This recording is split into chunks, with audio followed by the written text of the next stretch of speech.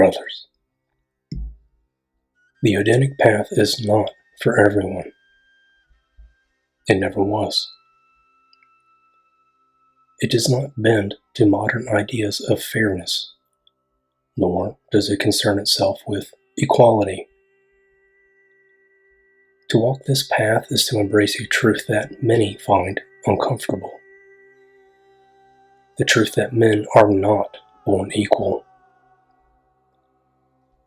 Some rise, others do not. Some choose greatness while most choose comfort.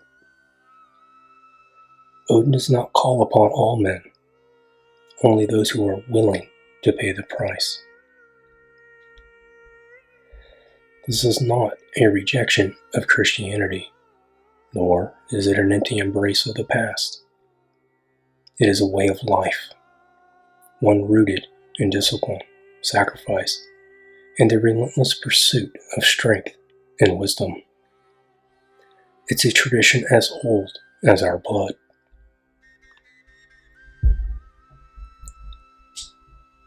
The men who have walked this path before us are not simply names in a book. They are legends, archetypes of what we must become. Hercules, who endured 12 labors to prove himself worthy of Olympus. Siegfried, who slew the dragon and bathed in its blood to become invincible.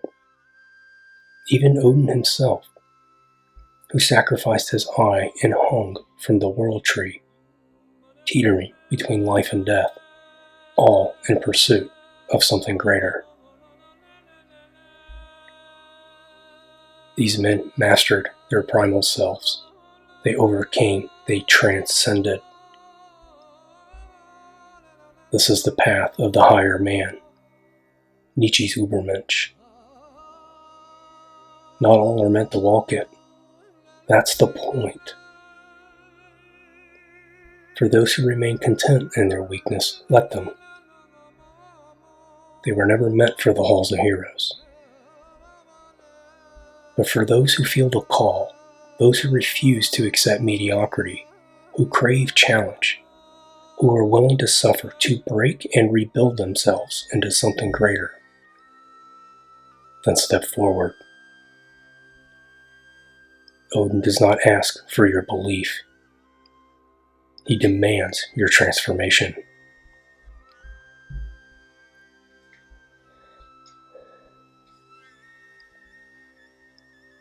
The winds howl across the barren field, cold and sharp, like the edge of a blade. The fire crackles before me, sending embers swirling into the night. There is something primal in the flames, something ancient, something that speaks beyond words. Most men will never hear it. Most men will never understand. But if you listen closely, if you strip away the weakness, the indulgence, the comfort, you might begin to grasp it. This is not about faith, not in the way the modern man thinks of it. Odin is not a god you simply believe in. He is a god you chase. And most of you will never catch him. When I was younger, I thought I understood Odin. Like most of you, I saw him as the god of warriors, the god of battle and death, and he is. But that is only a fragment of what he represents. I didn't fully understand him until I became one of the few. I climbed to the top. I became a special operator at the highest levels, Tier 1. I stood shoulder to shoulder with men who were more than warriors, more than soldiers. They were something else entirely. Even the army itself didn't quite understand what made us different, but everyone knew that we were. They tested us, analyzed us, studied our minds and bodies, trying to codify what made us tick. They measured brain activity, resilience under pressure, problem solving under extreme duress.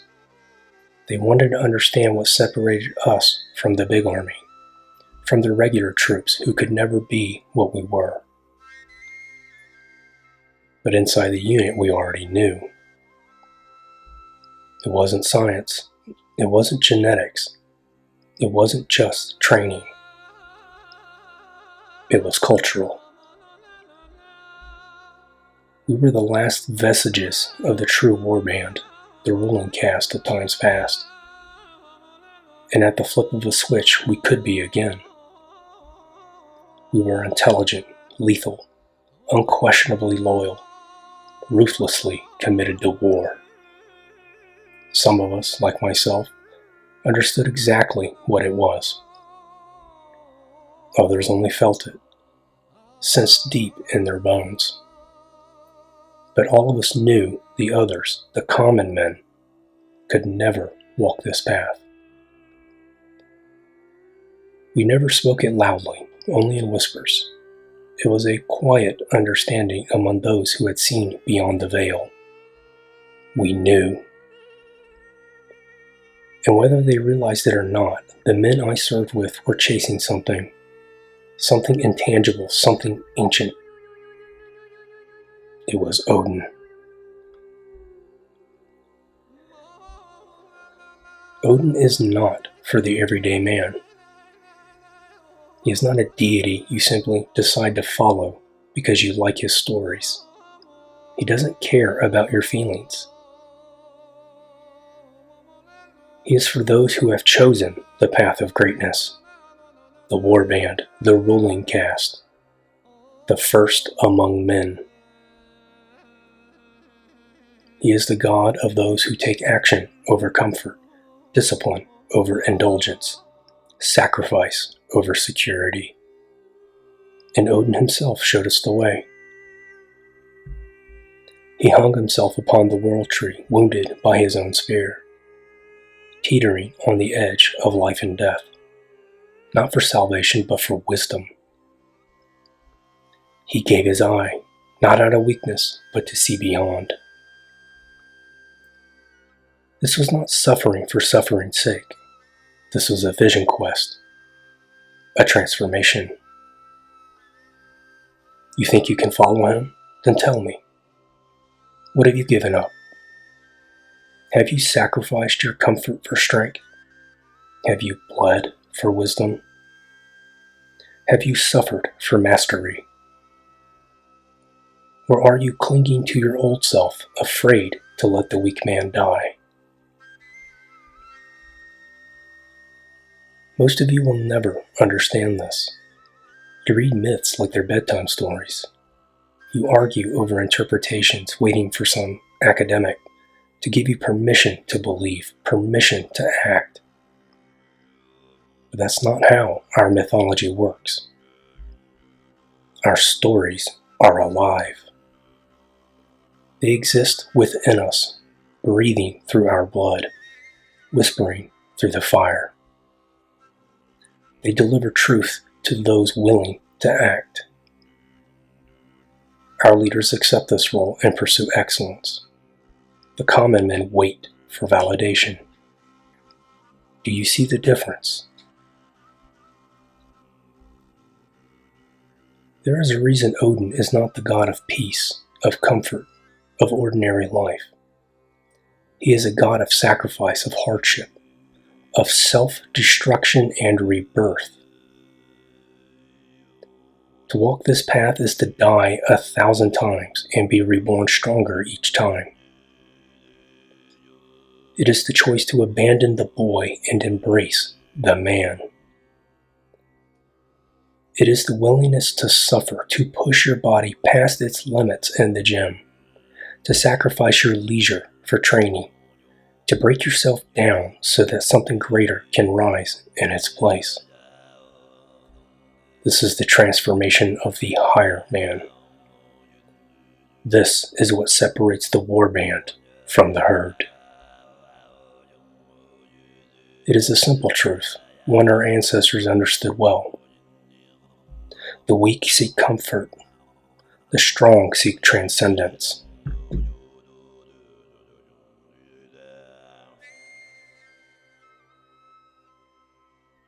If you've made it this far, ask yourself, are you willing to pay the price? Are you willing to suffer? Are you willing to sacrifice? Are you willing to kill the man you were and forge the man you must become? The human sacrifice of self. Most of you will not. You will return to comfort, to distraction, to the illusions that keep you weak, and that's fine. Not every man is meant to transcend. But for those of you who understand the weight of sacrifice, for those of you who are ready to give your blood, your sweat, your entire being to something greater, then you already know where you stand. Odin does not ask for worship. He asks for action. And only the worthy will walk this path.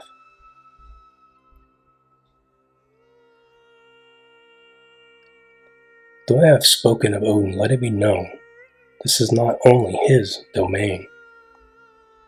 Our Celtic brothers knew him in Cuchulainn and Lugh, the spectral force that guided warriors into the chaos of battle, as did our Hellenic kin, who saw him in Apollo and Dionysus, the god of divine madness whose frenzied ecstasy shattered the barriers between man and the divine. Our Vedic cousins called him Rudra, the storm lord, wild and untamed, whose cows carried the voices of those who dared to transcend their mortal limits. We're all adults here. We know who the frenzied one is within our respective traditions. He is the force that drives men beyond themselves, the force that separates the herd from the warband, the common from the great. When our ancestors encountered this force, they did not simply name it, they ritualized it. They honored it, revered it, sought to understand it. And over generations they gave it form, sculpted it into the myths and legends that shaped our cultures. They did not merely believe in gods, they lived as gods. And this understanding was not just philosophical, it was woven into the very fabric of our traditions. There was a time not so long ago when our sons were forced to face their fears, when the trials of manhood were not a choice but a necessity, when young men were cast into the wilderness forced to endure pain, hardship, and solitude, not as punishment, but as transformation. These trials were not merely ceremonies, they were an ancient legacy, a living tradition meant to push boys beyond themselves, to strip away weakness, to force them to confront death itself, so that they might return as something more. It was ritualized transcendence. It was never about survival, it was about sacrifice. A boy would enter the trial as one thing, and if he returned, he would return as something else. A man. But now we pretend that manhood arrives with age, that wisdom comes without pain, that strength can be granted rather than earned. And we wonder why our people are weak. Because at some point we abandoned the path.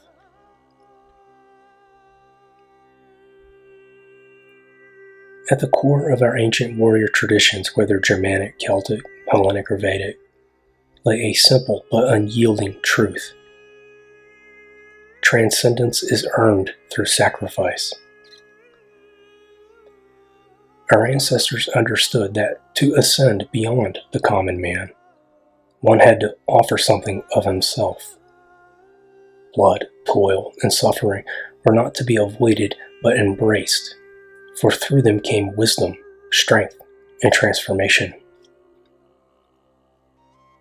The warrior did not seek to evade hardship, he sought it out, knowing it was the only way to become something greater. And here lies the great divergence between our ancestral path and the Christian doctrine. Christianity promises transcendence without personal sacrifice. Instead of forging one's own path to ascension, they are told it has already been paved for them, that all they must do is accept the sacrifice of another, that they may inherit the rewards of a struggle they did not endure, of a pain that they did not suffer. But at what cost? This belief denies life in the moment. It places all meaning in the afterlife, in some distant salvation rendering this world, a world of struggle, of honor, of battle, meaningless. This is why so many Christians are weak. Not because their God is weak, but because they are taught that suffering is something to be avoided, not embraced. They are taught that meekness is a virtue, that submission is righteous, that their only duty is to obey and wait for their reward in death. And through their own guilt and shame, they attempt to prevent young men from walking the Odinic path. Because the man who chooses Odin, the man who embraces pain, who hurls himself into the fire of sacrifice, who becomes something more, shatters their illusion. He reminds them of what they could have been. And so, they call it heresy. They call it barbaric, pagan, evil. Not because they truly believe it is, but because they know deep down that it is right, that this is the true path of the warrior, that this is the way men were meant to live, and that they are the ones who have strayed. But the path remains. For those who are willing to take it, for those who are willing to endure the trials, to sacrifice, to master the primal and ascend to something greater, the frenzied one still walks among us, and he is watching.